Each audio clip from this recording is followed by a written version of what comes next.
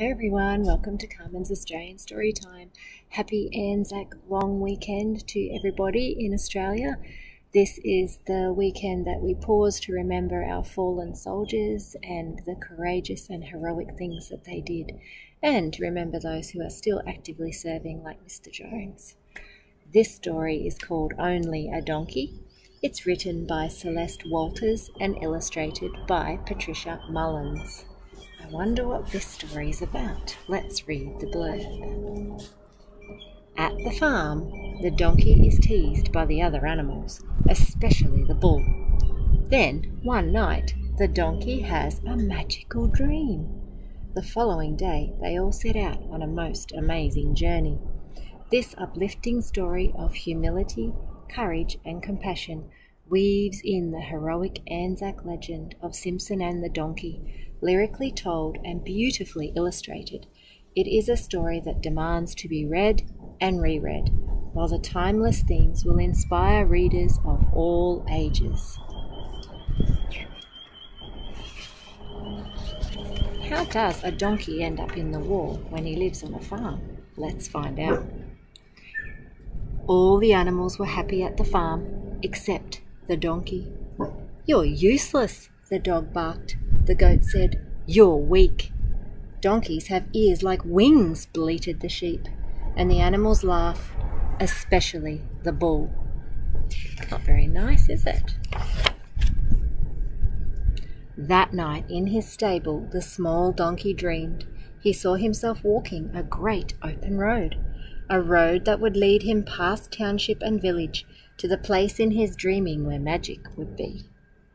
Do you ever have funny dreams? I do. As soon as the sun rose, the donkey set out. "Donkey, where are you going?" the animals cried.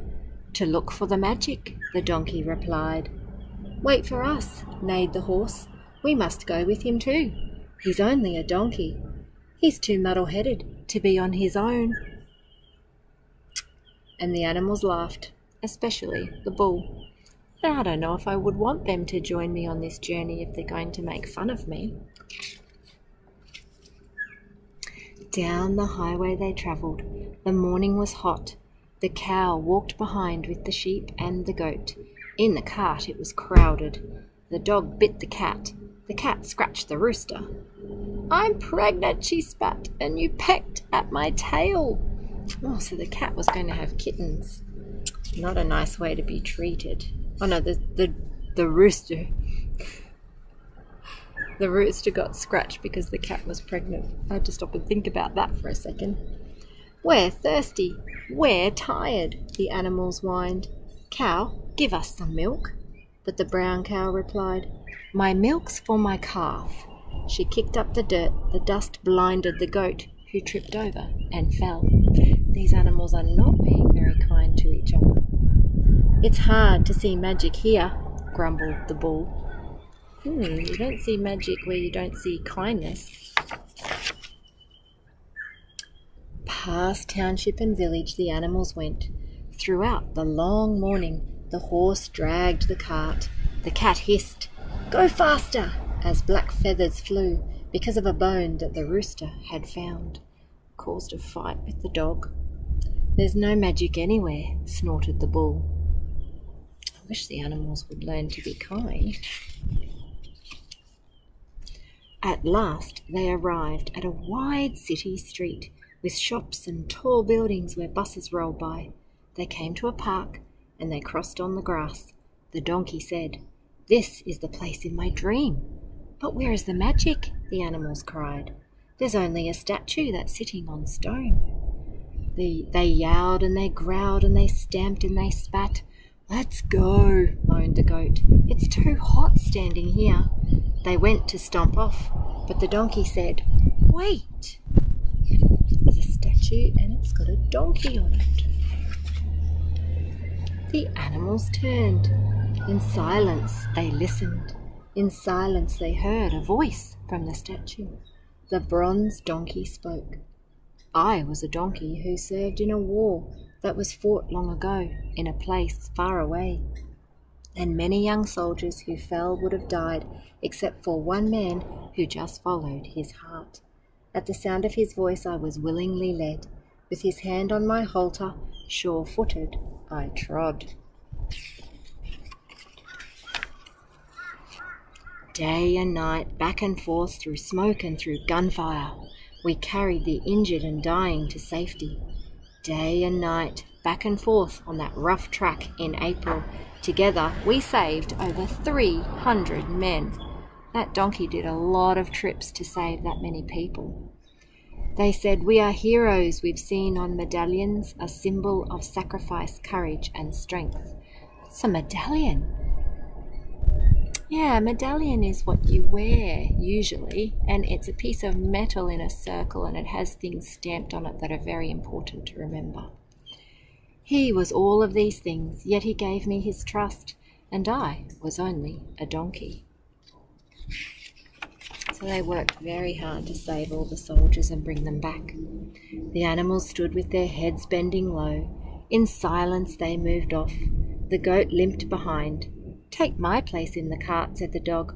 "I will walk." "I think I see magic," reflected the bull. When you reflect on something, it means you think about it again. I wonder what's changed. They're all starting to show kindness. At the side of the road was a small water trough.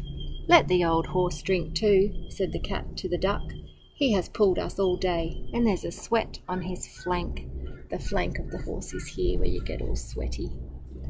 "I think I see magic again," said the bull. Being kind. Up the highway they went in the dust and the heat. They stopped for a while in the shade of a tree. "Look here," squealed the pig. "On the table there's food." "Make sure," said the sheep, "there's enough for us all." "I know I see magic now," chortled the bull. Chortled and chuckled kind of mean the same thing. The cat had her babies. The duck quacked with joy. The doves hovered over them so they'd be cool, and the alpaca hummed. "If the kittens get cold, they can rest on my wool." "More and more, I see magic," decided the bull. Wow, when you start to work together and show kindness, magical things do happen. Up lumbered the cow. If you lumbered, it means you're walking very slowly. "If you need more milk, cat, I have plenty to give." She paused, then she said, "And to anyone else who is thirsty as well." "More and more, I see magic," repeated the bull. When you repeat something, you say it again. When you repeat something, you say it again. Then, "Wait!" the bull roared. All the animals stopped as he clumped to the front. "You are worn out, old horse. Move aside and I'll pull. The smallest among us can ride on my back. Make room in the cart for the ones who have walked." "Now we can all see the magic," the animals sang. And the bull was strong enough to pull nearly everybody.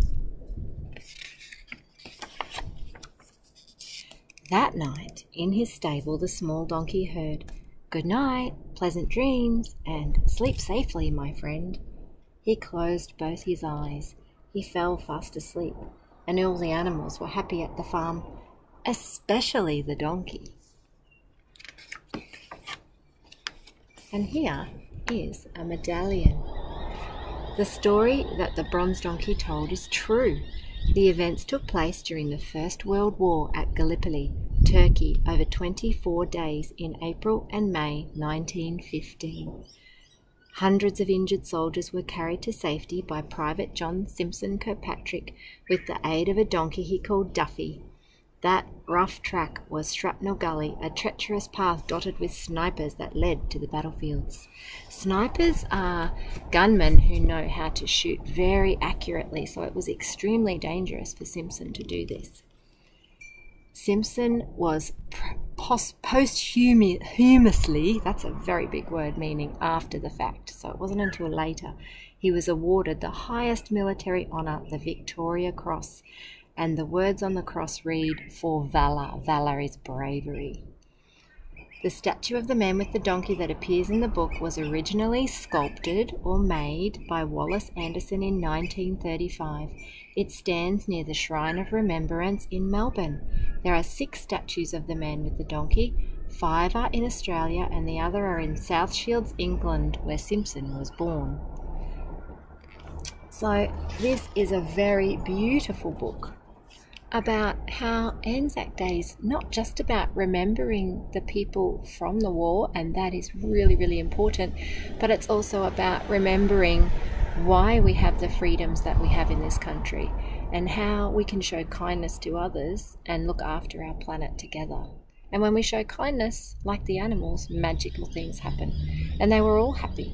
And the donkey was really happy because he knew that taking them there to remind them of that was going to work the magic. Well, I hope you all had a fantastic Anzac Day with your family and friends, and I look forward to reading to you again soon. Thanks for joining me. Oh, and don't forget to click and subscribe. All right, see you next time. Bye.